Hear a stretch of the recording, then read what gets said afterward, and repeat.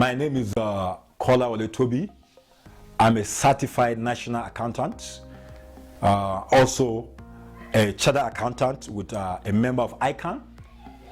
Basically, I'm also a lecturer, preparing people for various exams.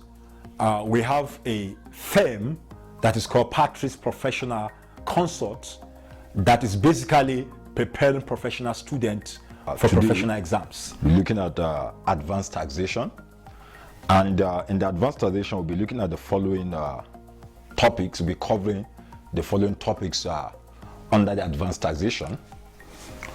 These are the topics to cover. We'll be looking at what they call the basis period for assessment. We'll be looking at what they call the capital allowance. We'll be looking at what they call the capital gain tax. We'll be looking at what they call the value-added tax. We'll be looking at the petroleum profits tax. We'll be looking at what they call the pioneers legislations. And also, number 7 is the taxation of the personal income and employment. So these are the topics we are going to be covering under the advanced taxation, of course, going forward. But today, basically, or in this session, we are going to be looking at what they call the basis period for assessment. We are going to be looking at the basis period for assessment. I should know that one of the major problems students have in taxation generally is how to determine the basis period for tax assessment. Is one of the major problems students have in taxation. But in this lecture, I will be helping you to a kind of simplified those areas that you could be having problems on particularly in identifying the basis period for assessable profit. Of course, the first thing is that we should be able to know what is a basis period. What is basis period? Of course, you should know that, of course, in a layman language, a basis period basically means it is the period within which a company or a tax authority use in accessing the profits of a taxpayer. Any period that a tax authority use that as a basis for assessing the profit of a taxpayer, that period is called a basis period. For example, let's assume a company trade within from January to December. Of course, you know that in accounting, the financial year end of every company should be 12 months. So if a company basically trade from January to December, now if a tax authority want to assess the profit of that company, which means any profit that was generated within January to December, that's going to serve as a basis period for tax assessment. Of course, basis period can even be less than 12 months, can even be 6 months, even 2 months, even 1 month. What we are simply saying here is that a basis period, it is that period within which a tax authority uses that to assess the profit of a taxpayer. Any period that a tax authority applied or uses in order to assess the profit of the taxpayer, that period is called basis period. And remember, I said your basis period can be 12 months, can be even 7 months, can be 6 months, as long as it's a basis for assessing the profit of a taxpayer. It's called the basis period. Now, generally, we want to be looking at types. What are those types of basis periods? Yeah, we want to be looking at the types of the basis period. Now, of course, you should know that types of basis periods. In taxation, normally we have two types of basis period. We have what you call the normal basis periods, and also we have what we call abnormal basis period. Yeah, of course we have also classification, but later we'll be looking at those classification of the basis period. So now let's start looking at the normal basis period. Of course, a normal basis period, it is a basis period for exactly 12 months, which means, of course, whenever a company trades for a 12 month, any profit that company generates within that 12 month, that profit is supposed to be assessed by tax authority. That 12-month profit that the company basically generated, remember we say January to December. January to December basically is 12 months. So what we are talking about here is that a normal basis period, it is a basis period for exactly 12 months.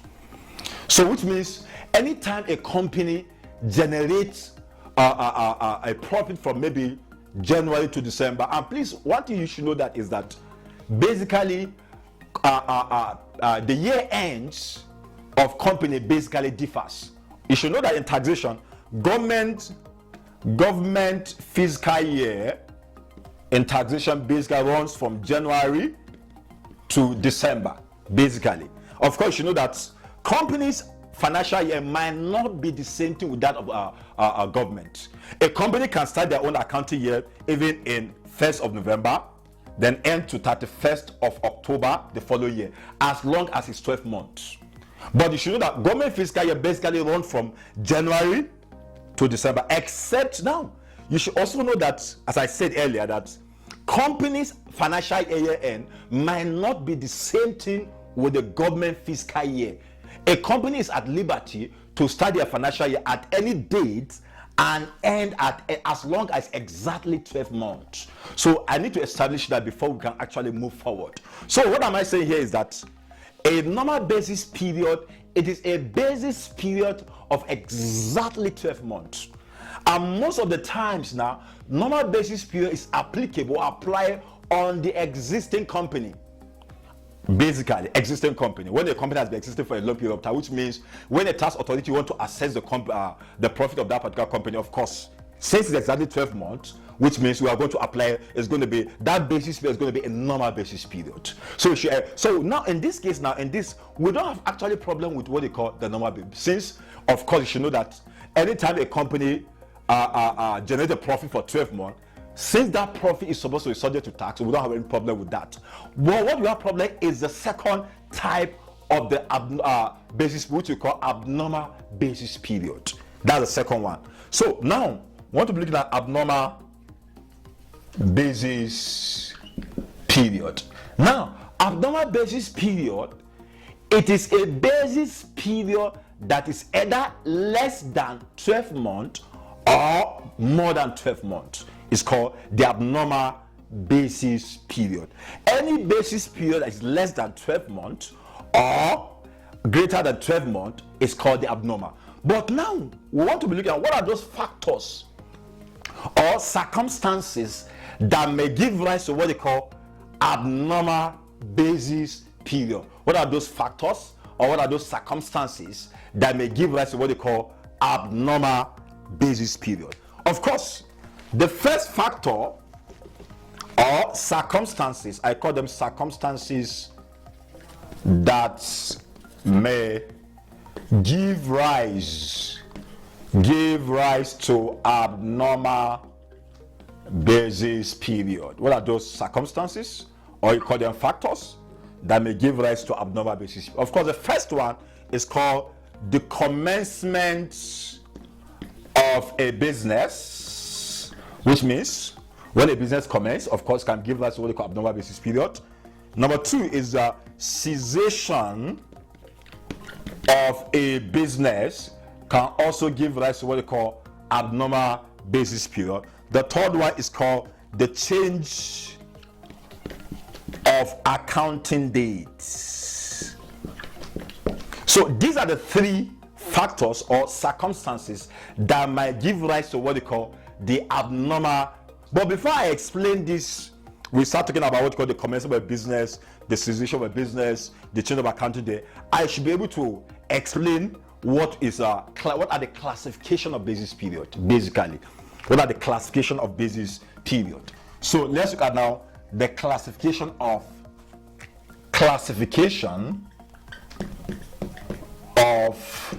basis period. That's according to section 21 of subsection 3 of CETA.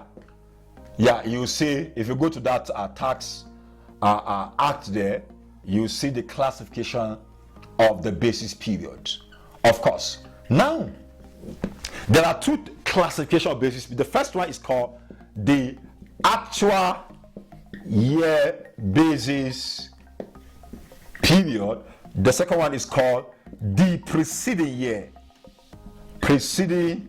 year basis period. Of course, when we say actual year basis period is this. Let me just explain in a layman language.